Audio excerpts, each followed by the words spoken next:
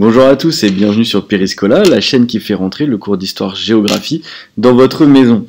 Avant de commencer cette vidéo, je voudrais tout d'abord remercier les gens qui ont posté des commentaires sur certaines de mes vidéos et qui ont fait des commentaires positifs. Cela me fait plaisir et ça donne envie de continuer.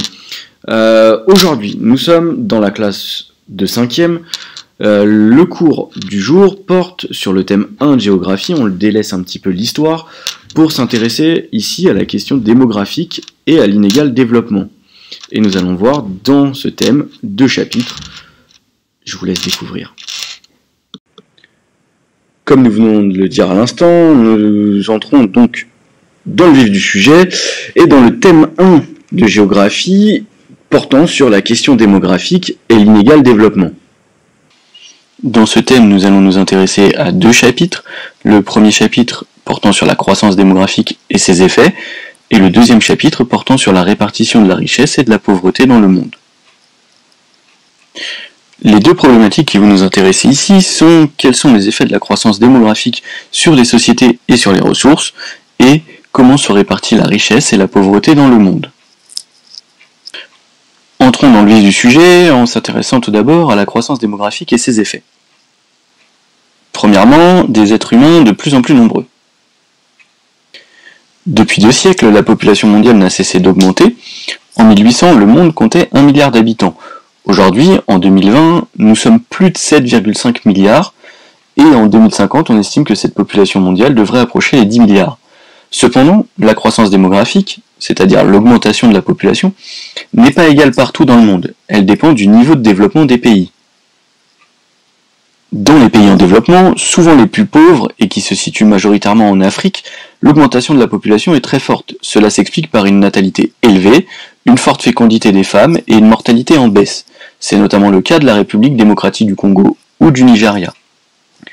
Dans les pays émergents, comme l'Inde ou la Chine, la croissance démographique est moins forte. La natalité est en baisse, mais la croissance de ces pays très peuplés est encore en augmentation. Enfin, dans les pays développés comme les États-Unis ou les pays d'Europe, la natalité est basse et il y a parfois plus de décès que de naissances, ce qui entraîne un vieillissement de la population.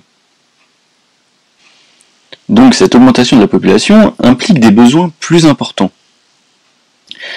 La croissance démographique s'accompagne de besoins plus grands, emploi, logement, écoles, hôpitaux, mais dans les pays en développement ou émergents, tous les habitants n'ont pas accès à ces services essentiels. Par exemple, en République démocratique du Congo, 50% de la population n'a pas accès à une eau potable. L'accroissement de la population s'accompagne également d'une forte urbanisation. L'exode rural pousse les habitants des campagnes à rejoindre les villes, mais l'explosion urbaine entraîne également l'augmentation des zones d'habitat précaires, comme les bidonvilles de Mumbai en Inde, où vivent près de la moitié des habitants de la ville. Alors l'augmentation de la population, l'augmentation des besoins, implique aussi des défis pour l'avenir. L'augmentation de la population s'accompagne d'une pression sur les ressources en eau, en énergie ou alimentaire, auxquelles tout le monde n'a pas accès. Elle a également des effets néfastes sur l'environnement, en le dégradant et en le polluant. Pour entreprendre un développement durable, le défi est une gestion plus économe des ressources.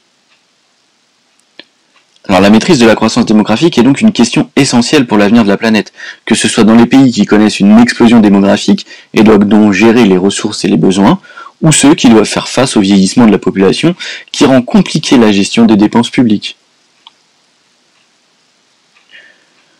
Après avoir vu que la population augmentait, maintenant voyons comment se répartissent la richesse et la pauvreté dans le monde. Et voyons dans un premier temps la répartition de la richesse dans le monde.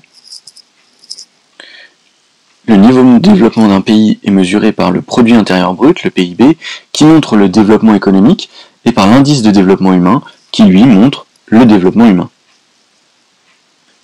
Les inégalités de richesse sont fortes dans le monde. Les pays riches et développés se situent en Europe, en Amérique du Nord, en Océanie ainsi qu'en Asie de l'Est. Ils sont désignés comme les pays du Nord, car la plupart d'entre eux se trouvent dans l'hémisphère nord. Ils concentrent 68% de la richesse mondiale, alors qu'ils ne représentent que 17% de la population de la planète.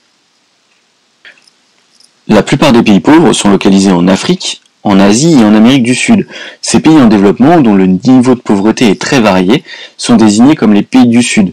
Ils produisent un tiers de la richesse mondiale, mais près de la moitié de leur population vit avec moins de 2 € par jour. Il existe cependant d'importantes disparités entre les Nord et les Sud. L'Europe de l'Ouest est plus riche que l'Europe de l'Est. Au Sud, les États pétroliers ont des revenus élevés, mais les pays les moins avancés souffrent de la pauvreté. Certains pays qu'on appelle pays émergents, ou BRICS, connaissent un développement rapide. C'est le cas de la Chine, de l'Inde ou encore du Brésil. En plus de ces disparités entre les Nord et les Sud, il existe aussi des inégalités à toutes les échelles.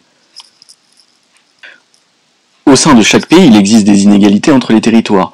Dans les pays du Nord, des inégalités sont observables, et en particulier dans les métropoles, certains quartiers concentrent des populations fortement touchées par la pauvreté. Mais c'est dans les pays émergents et en développement que les inégalités sont les plus fortes. Les principales opposent les villes aux campagnes, qui sont toujours très peuplées et abritent de nombreux pauvres. Cette situation est à l'origine d'un fort exode rural. Les inégalités existent aussi au sein des villes, comme le montre l'extension des bidonvilles qui accueillent les migrants des campagnes et l'apparition de quartiers fermés plus aisés. Parmi les nombreux défis qui vont se poser au XXIe siècle, il y a celui de faire reculer la pauvreté. Depuis 1990, la pauvreté diminue dans le monde. Pour renforcer cette tendance, les Nations Unies ont adopté en 2015 un nouveau programme de développement durable composé de 17 objectifs, dont les 3 premiers sont pas de pauvreté, faim zéro, bonne santé et bien-être. En effet, la pauvreté est le premier frein au développement et la première cause de mortalité dans le monde. Ce cours est maintenant terminé. Je vous remercie de votre attention. N'hésitez pas à mettre un petit pouce si elle vous a plu, un petit commentaire pour les encouragements et vous abonner sur Twitter si vous voulez suivre les actualités de la SOAL 312 du Collège Jean Massé de Villeneuve-le-Roi. A bientôt.